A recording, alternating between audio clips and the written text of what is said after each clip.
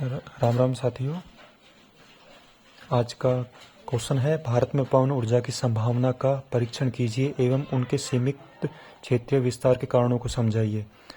तो अब ये एक्चुअली क्वेश्चन है, तो इसमें ये क्या, एक तो क्या संभावना के बारे में पूछ रहा है, दूसरा क्षेत्रीय विस्तार कारणों के मतलब सीमित क्षेत्रीय विस्तार कारण के बारे में भी चर्चा करने के लिए कह रहा है। तो इसके अकॉर्डिंग अपन शॉर्ट इंट्रोडक्शन देते हैं कि भारत विश्व की चौथी सबसे अधिक पवन ऊर्जा क्षमता वाला देश है ना, जिसकी लगभग 70% संकेंद्रण इस एनर्जी के कुछ ही राज्यों में सीमित है ना। अब हम इसकी संभावना पर चर्चा करते हैं कि सबसे पहला पॉइंट है कि भाई इसकी अपने इंडिया में लगभग 17 किलोमीटर लंबी तटरेखा है एवं विशाल EEZ क्षेत्र है, एक्सक्लूसिव इकोनॉमिक जोन है ना यहाँ पे इंडिया के पास विशाल। अब सेकंड पॉइंट ये है कि हम इस तरीके से हमारे फैक्ट्स का चार्ट्स में ग्राफ्स वगैरह हम किस तरीके से यूज़ करते हैं। जैसे 2010 में 10 गीगावाट क्षमता थी है ना, 2022 में 50 गीगावाट हो गई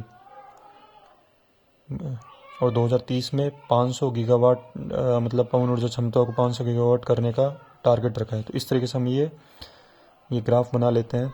मतलब लिखने की, ये फैक्ट्स लिखने की कोई ज़रूरत नहीं होती, इस तरीके से अपन लिखने पे अच्छा पिक्टोरियल रिप्रेजेंटेशन अच्छे तरीके से हो जाता है। अब ये नेक्स्ट पॉइंट ये लिख ले, एक चित्र बना लेते हैं, डायग्राम है ना इसका, वायु टरबाइन का, विंड टरबाइन का। ये 36 एक्सिस पे हो गया, ये इस तरीके से टावर हो गया, ये रोटर ब्लेड हो गई, ये ऊर्ध्वाधर एक्सिस हो गया है ना। तो इस तरीके से चित्र बना देना होता है। अब नेक्स्ट पॉइंट हो गया, राष्ट्रीय पवन ऊर्जा संस्थान चेन्नई के अनुसार पश्चिमी राज्यों के पास वृहद क्षमता है पवन ऊर्जा की। तो क्यों है? क्योंकि वहाँ पर स्थिर सतत तीव्र पवन बहती है वहाँ पे है ना।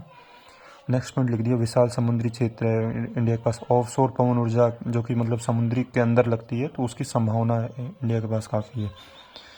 अब ये नेक्स्ट पॉइंट इस तरह का बना दिया, एक नक्शा बना दिया कि पवन ऊर्जा संकेंद्रण वाले मुख्य राज्य हो गए राजस्थान, गुजरात, महाराष्ट्र, कर्नाटक, तेलंगाना, आंध्र प्रदेश, तमिलनाडु है ना। अभी पवन ऊर्जा संभावना ये होगी 120 मीटर पे इतनी है, लगभग 595 गीगावाट, और 150 मीटर पे लगभग 1163 गीगावाट है ना। अब नेक्स्ट पॉइंट पे आते हैं कि पवन ऊर्जा की उच्च संभावना के साथ ही क्षेत्रीय विस्तार सीमित है। इसका कारण, अब जैसे हम इस तरीके से इसका वो लिख दिए, कारण लिख दिया ना।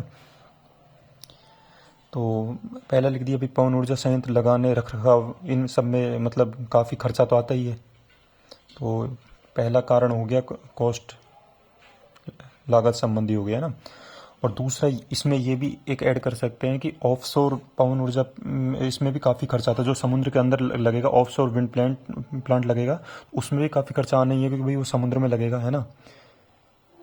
तो ऑब्वियस है। दूसरा, इंफ्रास्ट्रक्चर रिलेटेड भी काफ़ी इशूज़ हैं। तीसरा ये लैंड एक्विजिशन रिलेटेड इशूज़ हैं, जैसे भूमि अधिग्रहण संबंधी लोग, जैसे फॉर एग्जांपल ये बड़े बड़े क्षेत्रों में लगते हैं, एक तो रिमोट एरियाज़ में लगते हैं, प्लस क्या काफ़ी मतलब बड़े बड़े एरिया में लगते हैं, तो इसमें land acquisition related issues create होते हैं। तो उसमें क्या काफ़ी समय की बर्बादी होती है, कई बार लोग कोर्ट में चले जाते हैं, कई बार मतलब इस तरीके से काफ़ी डिले भी होता है, और ये इजीली नहीं, लोग अपनी ज़मीन पे इजीली नहीं छोड़ते मतलब। फिर टेक्नोलॉजी रिलेटेड हो गया कि ऑफशोर संयंत्र अभी तक इंडिया में एक भी एस्टेब्लिश नहीं हो पाया अभी तक है ना।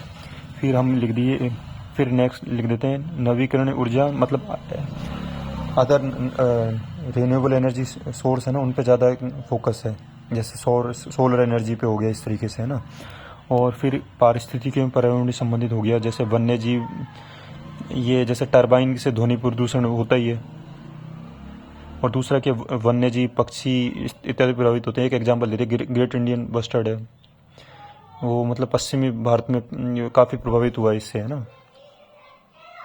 इस तरीके से हमने ये लिख दिया, और कई कई नीतिगत पॉलिसीज रिलेटेड भी इशूज़ होते हैं। तो इस तरीके से हम 6-7 पॉइंट लिख दिए, और अब हम निष्कर्ष पे आते हैं सीधा। निष्कर्ष, भारत में पवन ऊर्जा के विकास की अपार संभावना मौजूद होने के साथ साथ चुनौतियों का निस्तारण जरूरी है। सरकार की राष्ट्रीय पवन ऊर्जा नीति का अनुपालन, क्रियान्वयन होने से तथा PPP मॉडल की तर्ज पर कार्य होने से भारत पेरिस समझौते की प्रतिबद्धताओं की पूर्ति के साथ साथ विकास लक्ष्य नंबर 7 की प्राप्ति भी कर पाएगा। इस तरीके से हम इसका निष्कर्ष लिख देते हैं। ये जैसे अब जो भी कुछ नीति, एक के पॉजिटिव निष्कर्ष देखने की कोशिश करनी होती है और दूसरे के अंडरलाइन कर देना होता है। ये जैसे कुछ भी वो चीज़ है ना तो इम्पोर्टेंट चीज़ रहती हैं, इससे अच्छा फोकस आता है। आई थिंक और भी मेरे हिसाब से ये इसका अच्छे से रिप्रेजेंट करने की कोशिश करी मैंने, और इस तरीके से एक आंसर देना होता है यूपीएससी आईएएस यूपीएससी मेंस की परीक्षा में, है ना, इस तरीके से उत्तर देना होता है, तो अच्छे अंकों का अर्जन सुनिश्चित हो पाता है। Thank you.